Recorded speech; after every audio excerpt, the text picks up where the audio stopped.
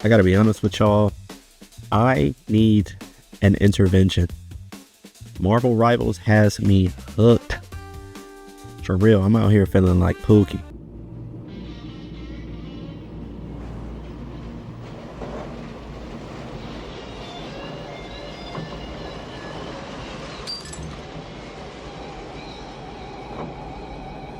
And for whatever reason, I might lose 6 games in a row, but it got me feeling like I need to queue up again.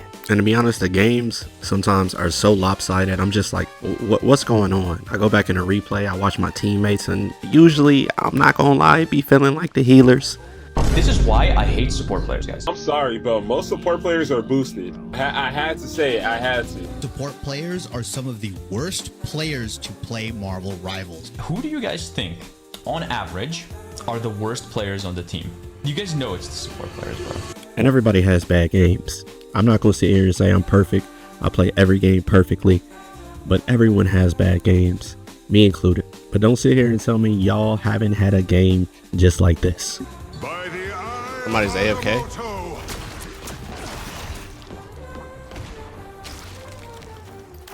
now or never. Stop them.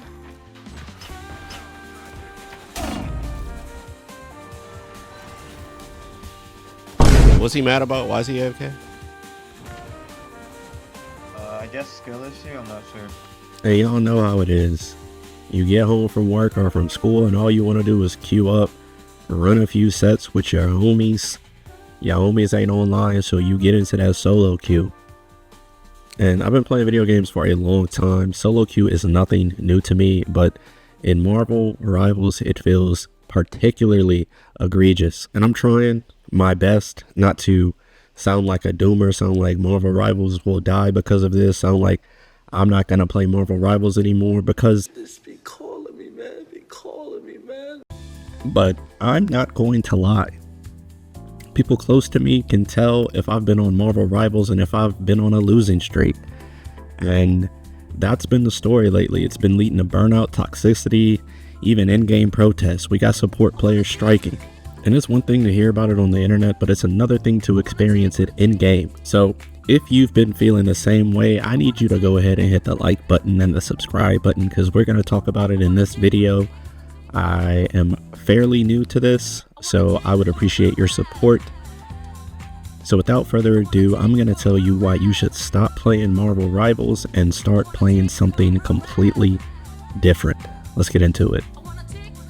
What if I told you there's a genre where you're the strategy, where there's no team to blame, no meta, no algorithm picking your matchups, just you, your opponent, and the willingness to improve? In this video, I want to talk about fighting games and why they might be exactly what you need if you're tired of going on those 15, 20 game lose streaks. Now, way back in the day, I used to play Call of Duty for Modern Warfare, and that game was largely a game that you played solo. Now, of course, you could get on with the team, with the boys, but in that game, it never really felt like it mattered who was on my team, who wasn't on my team. Call of Duty felt like a very high-tech laser tag. And when I was young, it was fun, and it satisfied that dopamine blast that I was looking for. But as the installments got longer and longer and longer in the tooth, and my interests waned, for the most part, I stopped looking for games like Call of Duty to satisfy that competitive itch. That was, of course, until Street Fighter 4 came out. Now, I'd been playing Street Fighter my entire life up until that point, but I had never considered it a game that I took quote-unquote seriously. Something happened with the release of this game. It didn't just happen to me, it was a worldwide phenomenon at the time. You just had to be there. But what really grabbed me was how fun it was to improve. Improvement in most games could also be surmised as the climb, but the climb in a fighting game specifically is much different than any other game because every time you win and every time you lose, it's 100% your fault. Hero shooters offer a much different dopamine blast. Everything revolves around optimal team composition. If we use Marvel Rivals as a recent example, the game has already went through 2 pretty significant meta shifts at the time of this video's publishing. That's not even mentioning the support player strike. I understand the support frustration. They feel like they're forced into rigid, thankless roles. They feel ignored. They feel flamed, even though the game requires them to make the whole system, work. But this isn't new. If you were there in Overwatch, we saw the same thing. If you're not picking GOATs at the time, and it was a long time, you were basically throwing. And trust me, as a ball main, you were going through it during GOATs. Can I get some fucking heal? I'm fucking standing next to you, dude. It creates a very toxic feedback loop.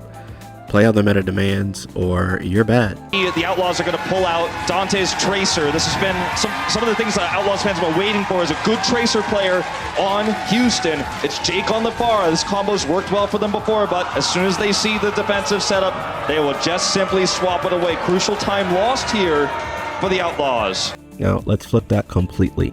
In fighting games, there's no team comp. You're not screaming for someone to come peel for you because you just died 3 times. You're not waiting on your tank. You're not worried about if your selected character will be banned. For the most part, once you reach a certain level, you're in training mode, practicing, waiting for the next match. Now, of course, there are top tiers. Every game has a meta to some extent, but fighting games give you the tools to compete with everyone. It's not rare to see a low tier make it deep into major tournaments. Why? Because the player behind the stick knew their character inside and out, and at the end of the day, at the highest levels, it's player versus player, not meta versus meta. Have you ever been close to a rank up in Rivals and just knew that the next 3 games were going to be hell on earth?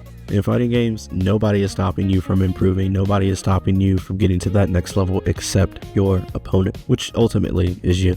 Because that's what we're all fighting at the end of the day. We're fighting our inability to accept who we are in this very moment. We want to get better. Now, let's not sugarcoat this. Fighting games are very difficult. They require commitment. They require mechanical skill. You will lose. Sometimes some people will lose for a very long time before they even sniff real victory. But here's the truth. That difficulty is what makes the journey worth it. The first time you land a combo, you laugh, it feels incredible. The first time you read someone's rank up option and punish it perfectly, you feel like a genius. That dopamine hit doesn't come from a loot box or a rank up, it comes from you leveling up as a player. And you don't need to be some sort of esports pro to enjoy fighting games. They offer a sense of earned progress unlike anything else. If you decide, okay, for the next 10 matches, I'm just going to go in and be perfect with all of my anti-air options, you can make strides to victory in every single match if you think about it that way. The metagame in fighting games is truly the battle against oneself. Compare that to the constant treadmill of patches, nerfs, and matchmaking. In fighting games, the rules rarely change. Now, modern fighting games are a little bit different because of the season system that most of them have implemented, but for the most part, Chun-Li's Stand Fierce is Chun-Li's Stand Fierce. In very rare instances, you might have to relearn something very unique and specific about your character. The mastery that you build is yours. Okay, where should you start? What games should you play?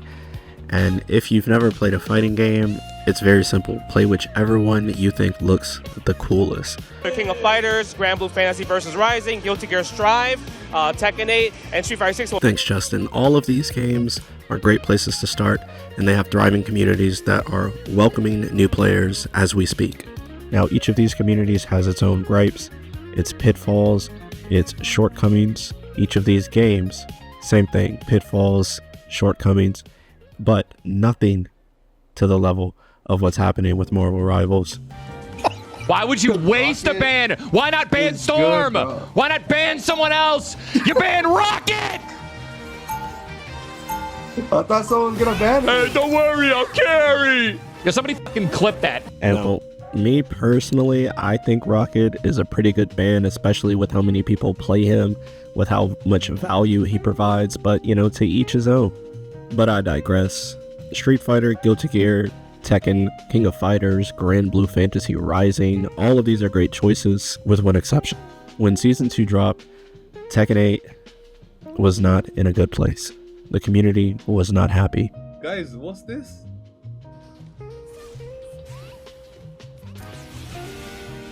Oh, +7! +7! What's +7, man? Why is this shit +7? Jag and JGS, you've got to be shitting in my mouth, bro.